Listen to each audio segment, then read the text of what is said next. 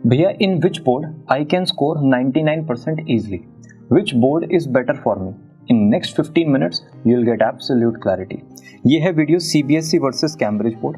पहले है CBSE then it's Cambridge board, जिसको प्यार से IGCSE बोर्ड भी कहते हैं। वेबसाइट पूरे वर्ल्ड में आपको कोई भी CBSE से रिलेटेड अपडेट चाहिए, whether it's exam notification, date sheet, result और कोई भी अपडेट चाहिए, आपको जाना होगा cbse.gov.in। For Cambridge it is cambridgeinternational.org। Full form central board of secondary education CBSE। यहां पर होगा the Cambridge assessment international education, approved by government board. CBSE एक गवर्नमेंट बोर्ड है, गवर्नमेंट ही इसको रेगुलेट करती है। यहां पर international board established by university of Cambridge UK, right, working in 160 countries, repeat after me, 160 countries, recognised by government. और ये एक नॉट फॉर प्रॉफिट ऑर्गेनाइजेशन है जो प्रॉफिट मोटिव के साथ काम नहीं करती। स्टैब्लिश्ड हुआ है CBSE 1929 में, कैम्ब्रिज बोर्ड है 1858 में। हेडक्वार्टर CBSE का आपको मिलेगा दिल्ली में। यहाँ पर मल्टीपल ऑफिसेज आपको इंडिया में मिल जाएंगे कैम्ब्रिज बोर्ड से related, whether it's in Delhi, Mumbai और चेन्नई। अगर हम टोटल नंबर ऑफ स्कूल्स की बात करें, CBSE में है लगभग 24,240 स्कूल्स, राइट। इंडिया में होंगे 24,000 और अब्रॉड में 240। अब्रॉड में जहां पर भी इंडियन एथनिसिटी के लोग हैं, बांग्लादेश, मलेशिया, नेपाल, UAE, सब जगह आपको CBSE के स्कूल्स मिल जाएंगे। यहाँ पर अराउंड 10K मतलब 10,000 स्कूल्स होंगे इन 160 कंट्रीज। इंडिया में स्पेसिफिकली बात करें तो अराउंड 500 स्कूल आपको कैम्ब्रिज बोर्ड से रिलेटेड मिल जाएंगे। Total number of students CBSE में है 2.4 crore with a C। Cambridge board में है 2 लाख, लगभग आप 2.5 लाख मान लीजिए, right. This is the max, इससे ज्यादा नहीं है। मीडियम ऑफ स्टडी मतलब आपने ना बोर्ड एग्जाम में अपियर किया है CBSE की, तो जब आप बोर्ड एग्जाम में जाते हो ना तो फर्स्ट क्वेश्चन होता है वो 1 मार्क्स वाला, जिसको ट्यूशन टीचर कहते हैं बेटा लास्ट में अटेम्प्ट करना है ना। तो वो वाला जो क्वेश्चन है पहले इंग्लिश में लिखा होता है, फिर हिंदी में लिखा होता है।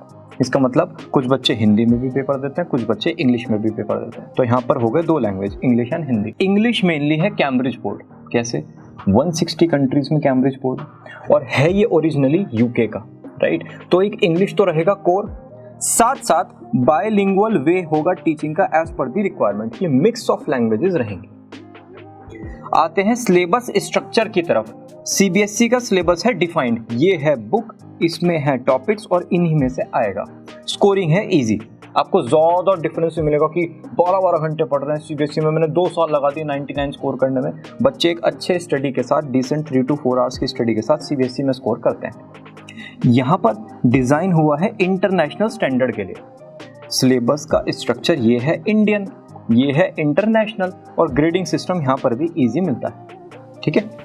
फी स्ट्रक्चर की अगर बात करें, देखो फी अगर CBSE स्कूल में देखें तो लोकेशन कहाँ पर है स्कूल, और स्कूल का ब्रांड कितना बड़ा है, उस पर डिपेंड करती है ज्यादातर फीस।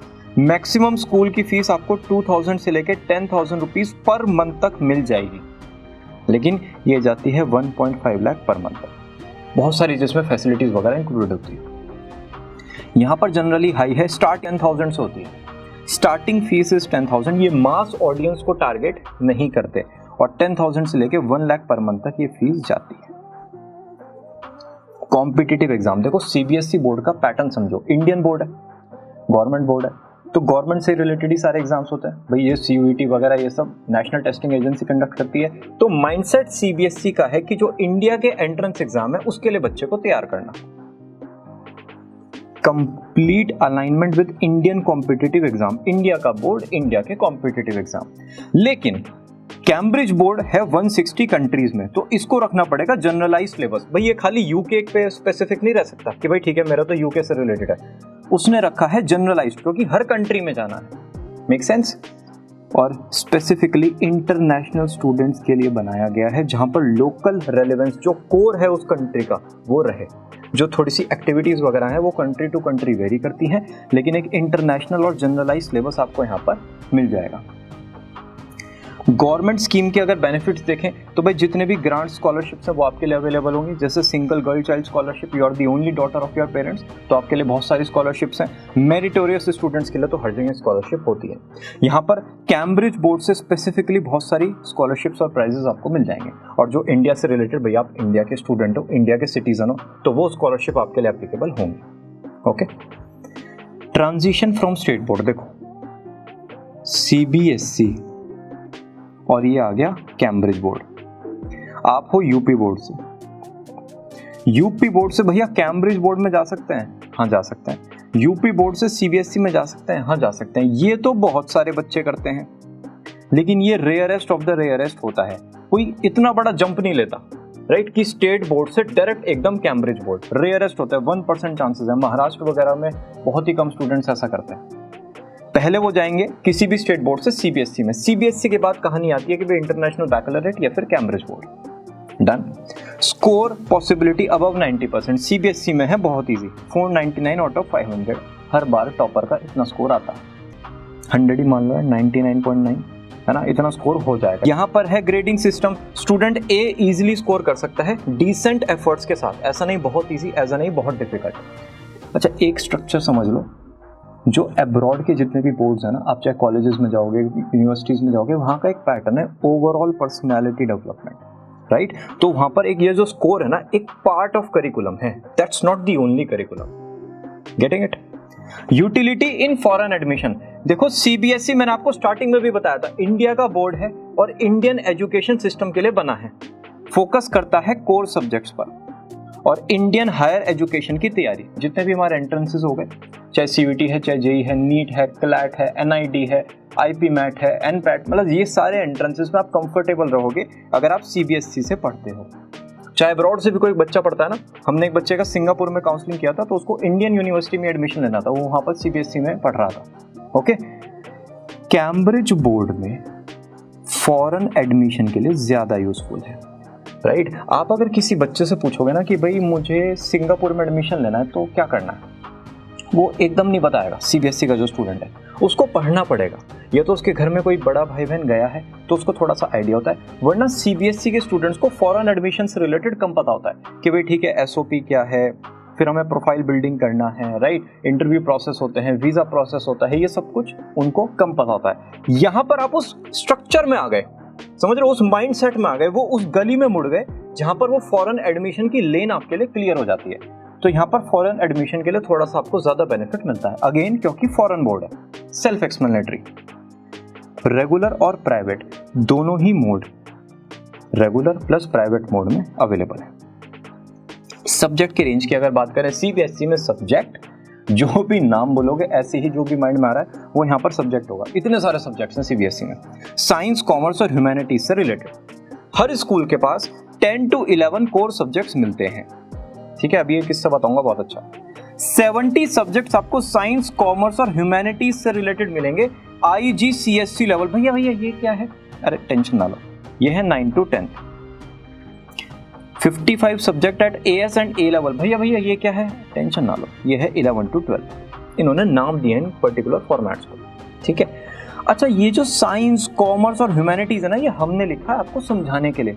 इंटरनेशनल बोर्ड में ऐसा ग्रुप नहीं चलता है कि भाई ठीक है ये PCM, ये PCB, आप कुछ भी पढ़ सकते हो, ठीक है। आर्ट्स के साथ मैथ्स भी पढ़ सकते हो। तो यहाँ पर सब्जेक्ट चॉइस होती है और सारे मेन सब्जेक्ट्स अवेलेबल हैं। अब आती है एक बहुत बढ़िया बात, स्टूडेंट वो सब्जेक्ट भी चूज कर सकते हैं जो उनके स्कूल में अवेलेबल नहीं है। ये आपको नहीं लग रही हो कि बड़ी बात है? आप हमारे दिल से पूछो, हमने बहुत अच्छे से करियर काउंसलिंग किया, बच्चे का लीगल स्टडीज आया। अगर बच्चा लीगल स्टडीज पढ़ेगा तो बहुत अच्छे से स्कोर करेगा। हमने डिसाइड कर लिया सब्जेक्ट, स्कूल में लीगल स्टडीज है ही नहीं, राइट। तो स्टार्टिंग के 1 ईयर, जब हमें 7 ईयर्स हो चुके हैं, हम स्टार्टिंग फर्स्ट ईयर में बहुत इशू हुआ था। फिर हमने पूछना स्टार्ट कर दिया, भाई स्कूल में जो सब्जेक्ट्स हैं आप पहले हमें वो बता दीजिए, आपके एरिया में जो सब्जेक्ट्स हैं वो बता दीजिए, फिर उस हिसाब से हम करियर काउंसलिंग करेंगे, राइट। हमें थोड़ा सा कस्टमाइज करना पड़ा। कैम्ब्रिज बोर्ड में बहुत मजा आता है, पूरा माइंड ओपन है, सब कुछ हमारे सामने है, एक सब्जेक्ट वूफे की तरह है, जो सब्जेक्ट चूज करना है करो, टेंशन ही खत्म। कैम्ब्रिज बोर्ड आपको ऑनलाइन सपोर्ट भी प्रोवाइड करता है। डन। मेजर बेनिफिट्स की अगर बात करें, देखो CBSE का है यूनिफॉर्म सिलेबस। यूनिफॉर्म मतलब स्ट्रक्चर्ड सिलेबस है, आपका रिलोकेशन पॉसिबल है। हैदराबाद से ना पापा मम्मी का ट्रांसफर हो गया गुड़गांव, ठीक है। आप थे यहाँ पर 10th क्लास में और आपको 11th क्लास में आना पड़ा, या फिर 10th के इन बिटवीन ही मान लीजिए, जुलाई में। नेक्स्ट टू इम्पॉसिबल है। बोर्ड के टाइम पर ट्रांसफर लेना इतना टाइम लगता है ना, 3-3 4-4 महीने निकल जाता है। 99% तो होता ही नहीं है। बहुत ही कोई एक्सट्रीम कंडीशंस है तो मम्मी पापा अपने वर्क को डिले कर लेते हैं, लेकिन 1% मान लो ट्रांसफर हो गया, इश्यू नहीं होता, क्योंकि बुक्स तो सेम है ना, इजी टू रिलोकेट है। हर जगह आपको बुक्स सेम मिलेंगी, ऑथर सेम मिलेंगे, स्ट्रक्चर सेम मिलेगा, बस वो स्कूल का जो एनवायरनमेंट है वो थोड़ा डिफरेंट हो गया, टीचर्स थोड़े से डिफरेंट हो जाएंगे, वो चीज़ डिफरेंट होगी। आपकी पढ़ाई पर एज सच कोई फर्क नहीं पड़ता। रिलोकेशन इज वेरी इजी, क्योंकि सिलेबस हर जगह सेम है, बनाया ही इसलिए गया है। यहाँ पर अगर बेनिफिट देखें तो इंग्लिश पर थोड़ा सा एम्फेसिस होगा। अगेन यार इंटरनेशनल बोर्ड है तो इतना तो बनता है। पर्सनालिटी डेवलपमेंट, ये मैं आपको बता चुका हूँ, जितने भी इंटरनेशनल बोर्ड्स हैं वो खाली स्कोर पर फोकस नहीं करते, ओवरऑल ग्रूमिंग पर फोकस करते हैं, और स्टडी अब्रॉड ऑप्शंस के साथ ये अलाइन है। एक्स्ट्रा करिकुलर एक्टिविटीज, देखो सीबीएसई में स्पोर्ट्स डे तो होता ही है, उसके अलावा सेमिनार, अवेयरनेस प्रोग्राम, सीडीपीज, debates, cultural activity, engaging activities, दुनिया भर के हमारे बोर्ड्स वगैरह बनते हैं। Republic Day, teachers day, student day, सारे सेलिब्रेशन होता है, ये सब कुछ है। ये ही होता है कैम्ब्रिज में भी। इसके साथ literary, communication, presentation, sports, music, art और क्राफ्ट एक्टिविटीज पर ज्यादा ध्यान दिया जाता है। एम्फेसिस यहाँ पर इन चीजों पर भी है। डन, मतलब यहाँ पर अगर 100 है तो यहाँ पर भी आप 100 ही मान लो, है ना। इनका पर्सपेक्टिव डिफरेंट है, इनका पर्सपेक्टिव डिफरेंट है। Career and college support, seminar and expert talks time to time होती रहती है। कहाँ पर? सीबीएसई बोर्ड में। करियर गाइडेंस के लिए यहाँ पर टीचर्स को ट्रेन किया जाता है। आप अगर कैम्ब्रिज बोर्ड में देखोगे तो यहाँ पर साइकोमेट्रिक असेसमेंट है, एक स्ट्रक्चर्ड फॉर्मेट है।